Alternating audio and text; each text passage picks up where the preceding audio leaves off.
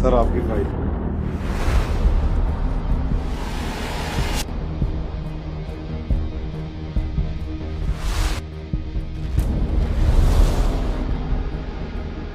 ठीक है, आप जाइए।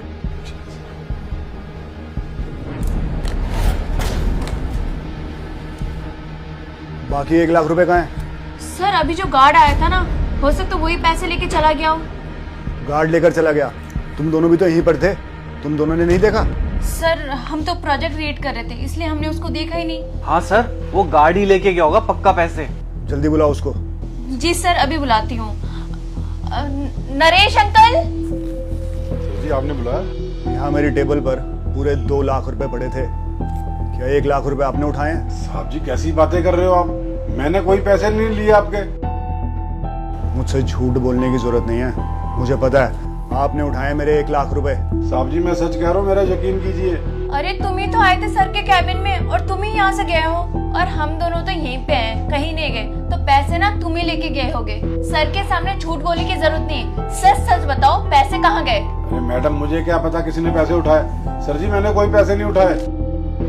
अरे कितना बेशर्म इंसान है ना सर, झूठ पर झूठ बोले जा रहे हैं। सर मुझे पूरा यकीन है वो पैसे इसी ने चोरी किए हैं। अरे तेरी भलाई इसमें है, वो पैसे निकाल कर सर को दे दे। सर मैं बताती हूँ आपको, आप जानते नहीं हो इन जैसे गरीब लोगों को, इतने सारे पैसे देख के इनके मन में ना लालच जाग गया होगा।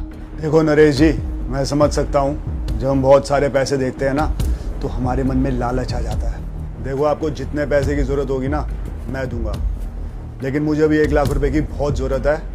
मुझे जल्दी किसी की पेमेंट करनी है, और अगर वो पेमेंट मैंने उनके पास नहीं पहुंचाई ना तो हमारी कंपनी का कॉन्ट्रैक्ट कैंसिल हो जाएगा, और फिर हो सकता है कि आप सबकी जॉब चली जाए, क्योंकि हमारी कंपनी तो वैसे ही घाटे में चल रही है।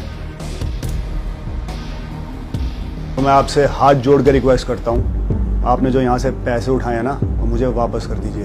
साहब जी आपकी कंपनी में काम करते हुए मुझे पूरे 12 साल हो गए, मेरी आज तक कंप्लेंट नहीं आई है।